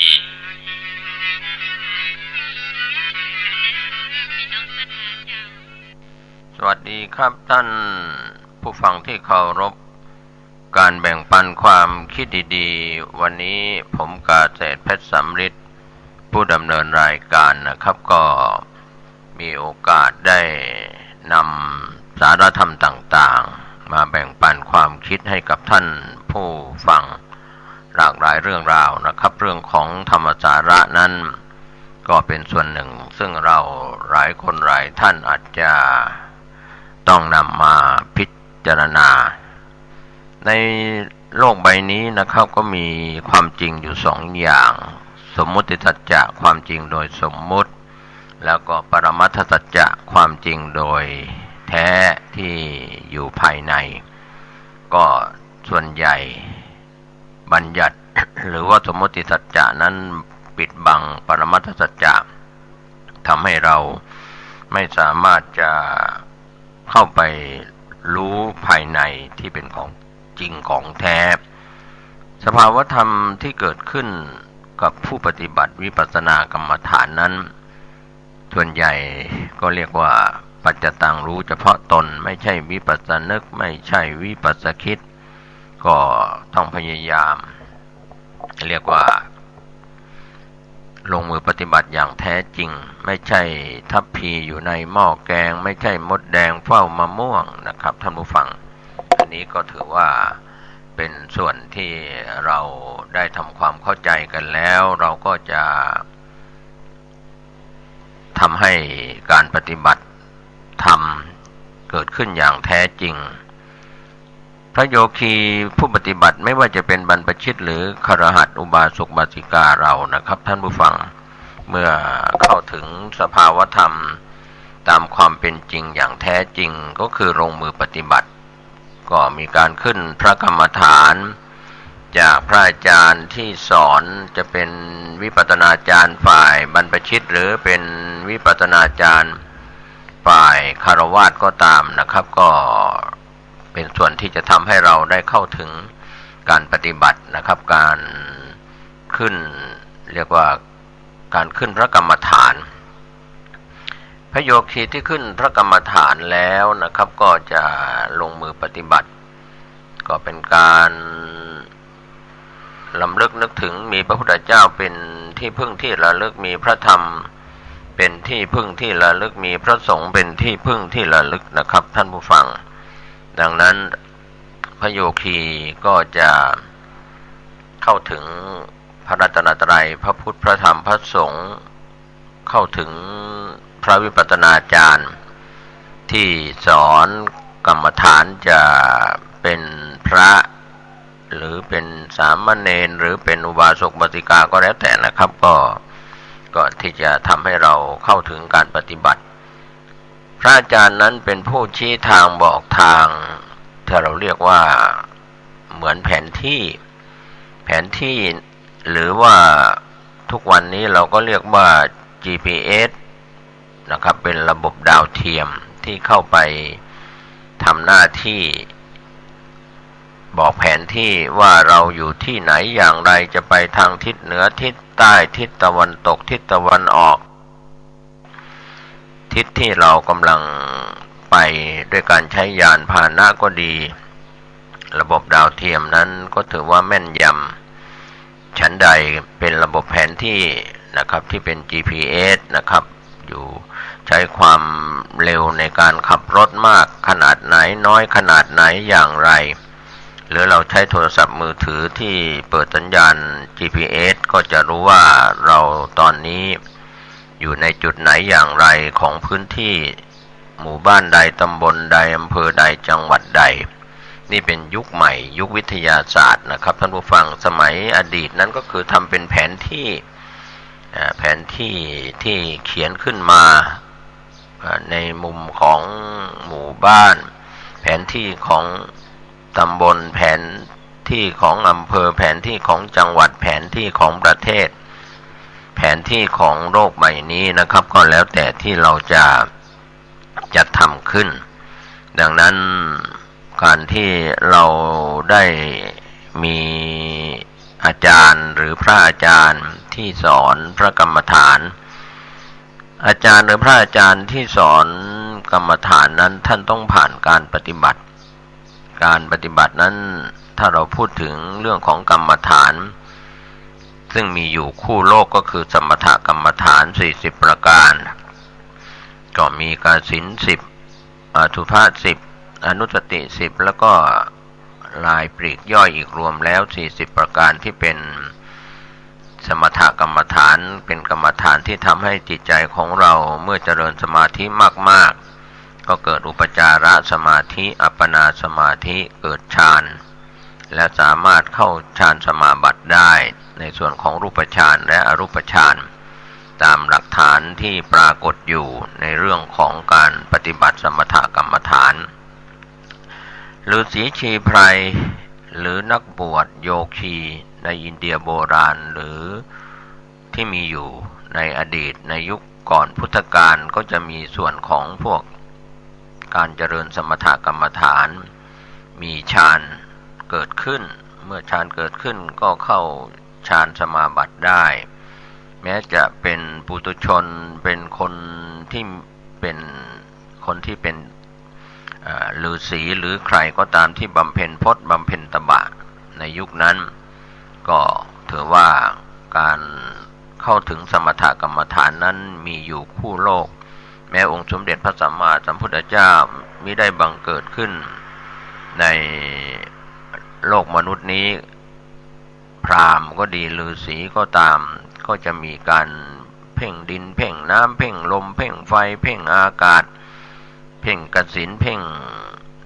เรื่องของอสุภกรรมฐานเพ่งซากศพอะไรก็แล้วแต่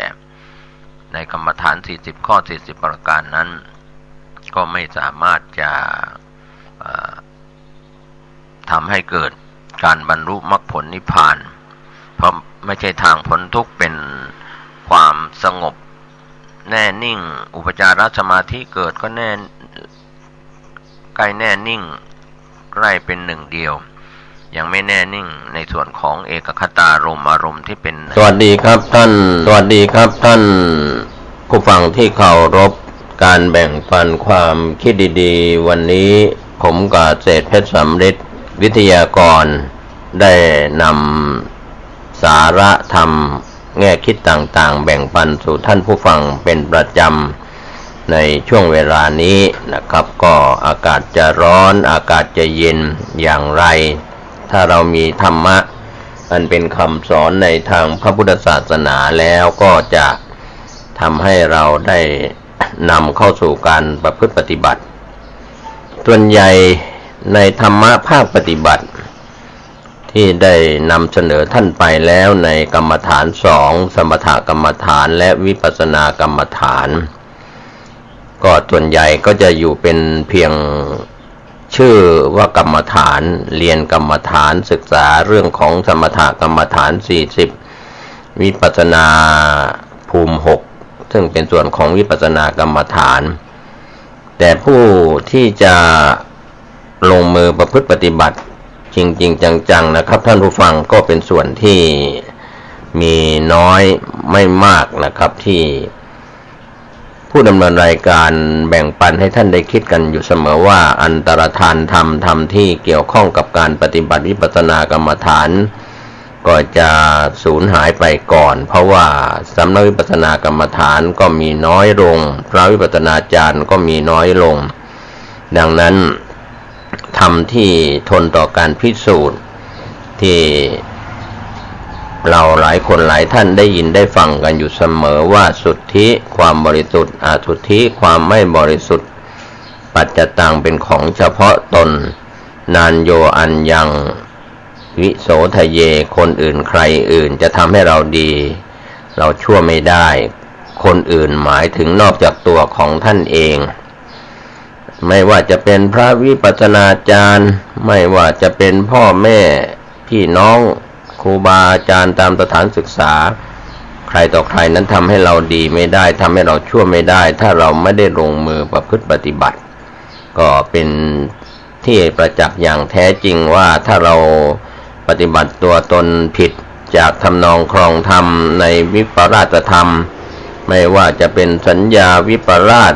ความจำที่จำมาผิดก็เกิดความ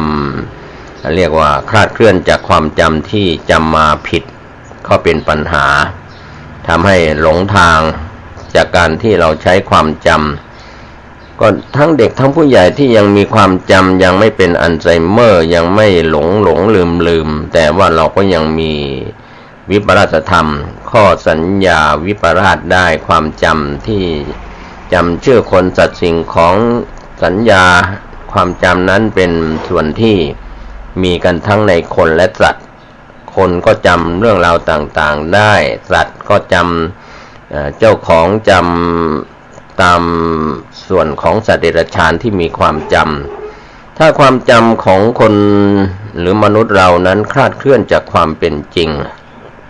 อย่างมีความจำว่าคนที่ฆ่าสัตว์นั้นเป็นคนดีอย่างนี้ก็เป็นความคลาดเคลื่อนจากความเป็นจริงการเบียดเบียนสัตว์การทำร้ายร่างกายสัตว์ให้เสียชีวิตไปหรือบาดเจ็บทุพพลภาพทั้งมนุษย์และก็สัตว์ทั้งหลายนั้นเป็นความจำที่เห็นภาพที่เกิดขึ้นในสังคมของการเข็นฆ่าการทะเลาะเบาะแว้งขัดแย้งกันยกพวกตีกันทะเลาะเบาะแว้งกันเป็นความจำเป็นภาพที่ทรงจำไม่ดีเป็นความจำที่ผิดจากศีลธรรมผิดทั้งในส่วนศีลภาพเหล่านี้ความจำเหล่านี้เราไม่ควรจำบางครั้งภาพที่เกิดขึ้นในอดีตที่หลายคนได้เห็นของการที่ทำผิดศีลธรรมนะครับเป็นเรื่องที่ไม่ดีความจำที่เป็นฝ่ายบาปทั้งหลายก็เป็นความจำที่คลาดเคลื่อนจากความเป็นจริงเราจำในสิ่งดีๆทำดีที่ไหนมีความจำมาตั้งแต่เด็กๆที่ไปกับพ่อกับแม่ไปวัดวาอารามถ้าเราไปยังสถานอย่างเช่นโรงฆ่าสัตว์เราเห็นเพชฌฆาตที่ทำหน้าที่ฆ่าสัตว์ประจำวันไม่ว่าจะเป็นฆ่าวัวฆ่าควายฆ่าสัตว์ใดๆเป็ดไก่ก็ตามคนที่ทำการฆ่าสัตว์นั้นมีความคิดว่าเราจะฆ่าสัตว์ไปขายไปประกอบอาชีพเลี้ยงชีพก็มีความคิดว่าไม่เป็นบาปทำเพื่ออาชีพความจริงนั้นก็เป็นบาปนะครับไปทรมานสัตว์ทั้งคนและสัตว์เหมือนกันผู้ที่ต้องขังอยู่ในเรือนจำถ้าผู้คุมเรือนจำทั้งฝ่ายแดนชายแดนหญิงทรมานนักโทษก็เป็นบาปเป็นกรรมเป็นภาพแห่งความทรงจำไม่ดีนะครับก็ทำหน้าที่เป็นแดนกักกันก็มีข้าวมีน้ำมีที่หลับนอนพักผ่อนมีทำหน้าที่ของผู้คุมที่ดีของผู้บัญชาการเรือนจำที่ดีผู้ใต้บังคับบัญชาก็ดูแลอย่าเห็นว่าผู้ต้องโทษต้องขังที่ไปส่วนที่ผู้พิพากษาศาลตัดสินลงโทษแล้วจำคุกกี่เดือนหรือระหว่างที่มีการรอการตัดสินเข้าไปในแดนก็เหมือนเป็นนรกเมืองคนความจำเหล่านี้เป็นความจำที่เห็นว่าคนก็ไม่พ้นสัตว์ก็เหมือนกันที่เรากักขังไว้ในคอกในเล้าในแดนกักกันเขาก็ทรมานไม่ได้รับความเป็นอิสระฉันใดขอให้เราได้คิดได้พิจารณาถึงคนและสัตว์ก็ต้องการความเป็นอิสระความจำดีๆความคิดดีๆที่เกี่ยวข้องกับสัญญาความจำของเราควรปลูกฝังไว้ในทางที่ดีที่บรรดาชาวบ้านที่เป็นปราชญ์บัณฑิตจากสมัยอดีตนั้นมีความฉลาดพาลูกหลานไปกับตนเองลุงป้าน้าอาพ่อแม่พากันไปวันพระวันศีลก็เห็นพฤติกรรมดีๆของสิ่งที่เป็นเครื่องบ่งบอกในปัจจุบันทั้งพี่น้องชาวพุทธที่อยู่ในพื้น บ้านจะอยู่ในตัวเมืองหรือชานเมืองหรือจะอยู่ในพื้นที่ใดๆก็มีพี่น้องซึ่งหลายคนหลายท่านได้เห็นกันอยู่เป็นพี่น้องชาวไทยหรือชาวไทยใหญ่จะอยู่ในประเทศไทยหรือต่างประเทศวันศีลวันธรรมสวนะเขาก็จะหยุดงานกันยังเป็นจารีตประเพณีเป็นวัฒนธรรมที่ดีหยุดการทำงานวันพระเพื่อไปทำความดีที่วัดกันก็ในวันพระนั้นก็จะเห็นทั้งคนไทยหรือชาวต่างชาติไม่ว่าจะเป็นชนเผ่าใดๆก็ยังไปวัดกันในส่วนของก็เป็นการทำบุญ7 วันครั้งที่ว่าใน30 วันเราไม่นำเอาวันพระซึ่งจะต้องหยุดงานเพื่อไปฟังเทศน์ฟังธรรมกันถ้าเป็นชาวพุทธจริงๆในสมัยอดีตที่ผู้ดำเนินรายการได้เห็นนะครับปู่ย่าตายายก็หยุดการใช้วัวใช้ควายไถนานะครับแล้วก็เพราะว่าปู่ย่าตายายหรือพ่อแม่ก็จะไปถือศีลถือโบสถ์ศีลที่วัดฟังเทศน์ฟังธรรมกันวัวควายก็ได้หยุดการใช้งานพักผ่อนไปกับเจ้าของด้วยนั่นเป็นภาพทรงจำดีๆในอดีตที่ปู่ย่าตายายแม้ว่าจะไม่มีปู่ย่าตายายที่เป็นผู้นำที่ดีในยุคนั้นเราเป็นลูกเป็นหลานเป็นเหลนก็ตามก็เห็นภาพเหล่านั้นนะครับท่านผู้ฟังความทรงจำดีๆนะครับเวลาปู่ย่าตายายพ่อแม่ไปนอน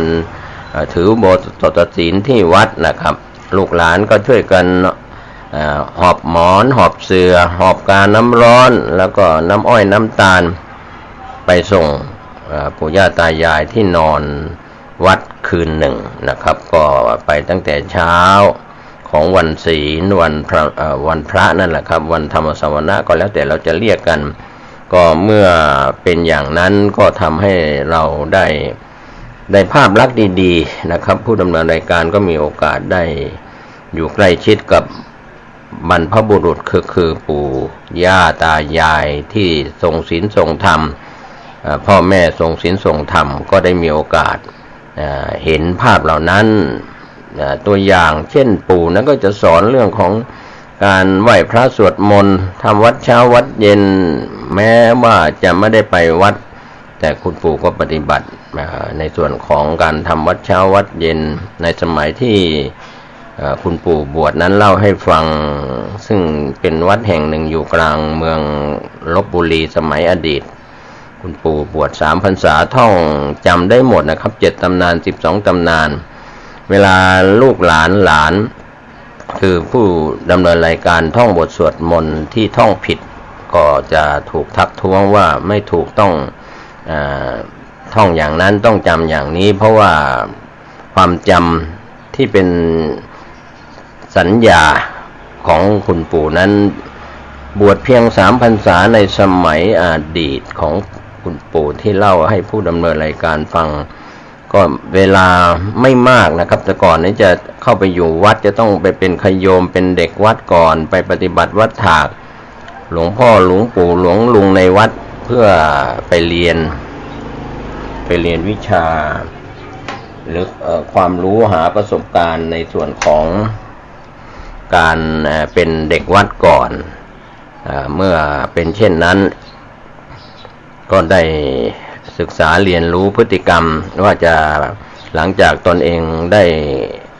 เข้าสู่ร่มเงาบรรพชาอุปสมบทเป็นพระภิกษุแล้วจะมีหน้าที่อย่างไรจะปฏิบัติอย่างไรทำวัดเช้าอย่างไรทำวัดเย็นอย่างไรลงพระปฏิโมกข์อย่างไร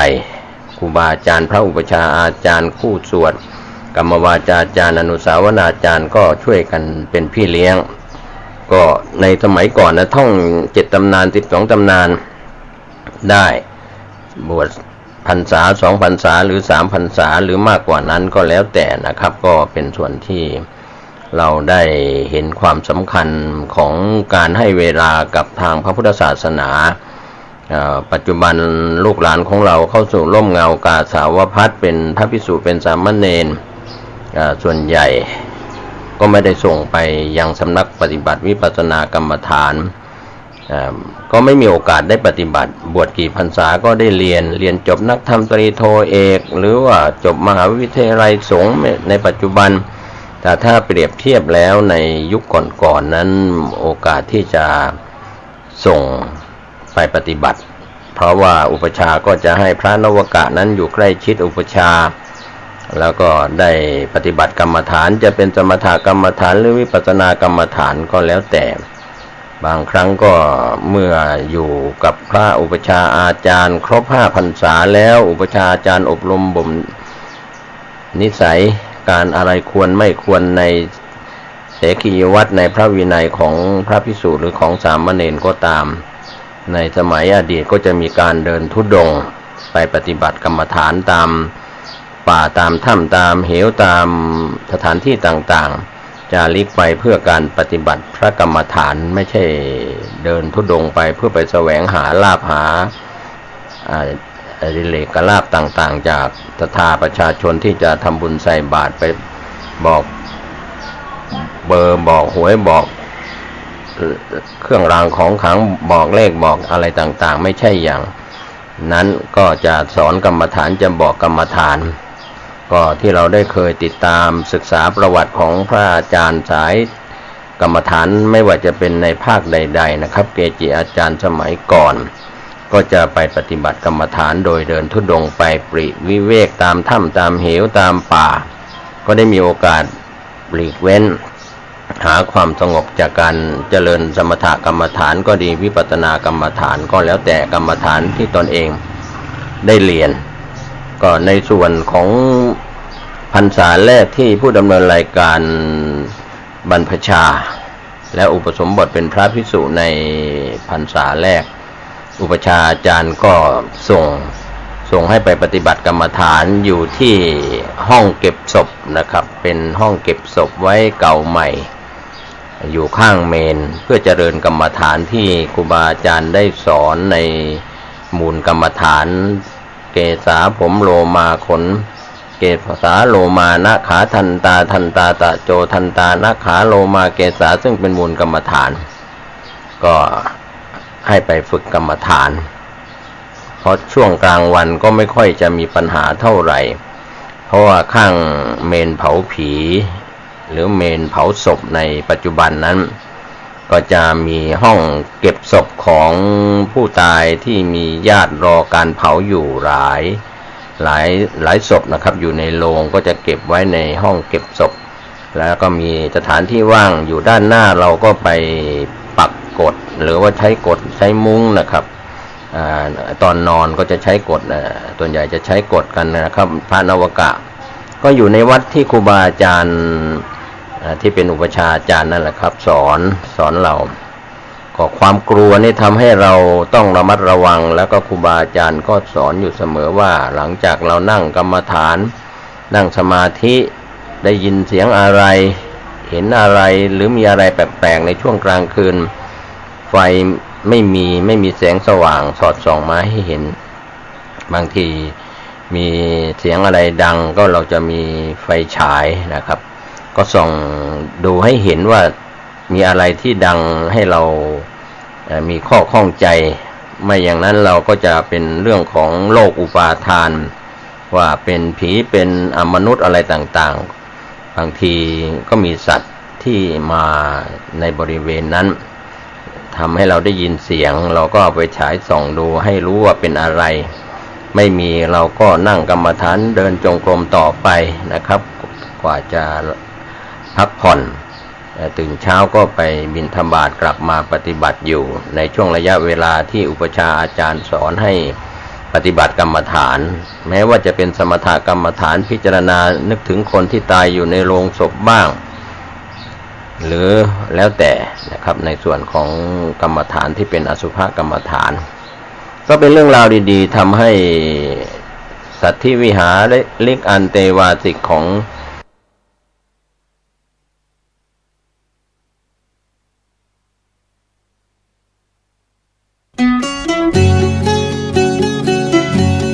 ท่านสามารถรับฟังและชมทั้งภาพและเสียงสถานีวิทยุเพื่อการศึกษาพระพุทธศาสนาและวัฒนธรรม FM 104.50 เมกะเฮิรตซ์ ทาง www.faihin.org www.lifebox.me/faihin และ www.youtube.com พิมพ์คำว่าวัดฝายหินโทรศัพท์ 053-810-406 และ 053-810-232 หรือส่งข้อความมาที่ SMS 4649333 มือถือทุกระบบหรือดาวน์โหลดแอปพลิเคชันพิมพ์คำว่าสมาพันธ์สื่อวิทยุพระพุทธศาสนาอาเซียนแล้วกดที่วัดฝายหินอำเภอเมืองจังหวัดเชียงใหม่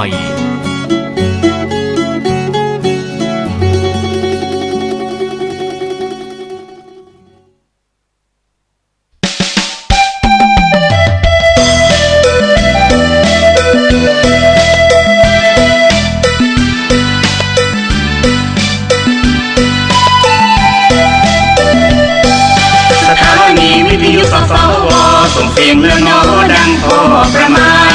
FM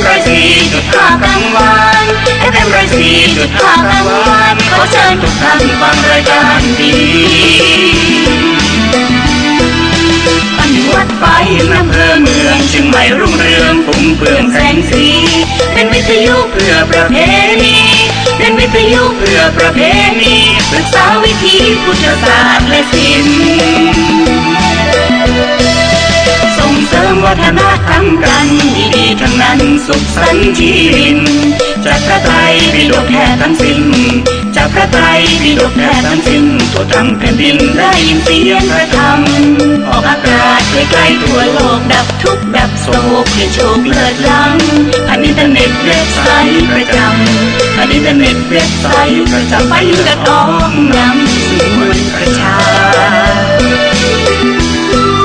สถานีของเราชาวพุทธแสนบริสุทธิ์พุทธพรหมวาจาไม่พูดเรื่องการเมืองนานาไม่พูดเรื่องการเมืองนานาพุทธศาสนามัชฌิมาธรรม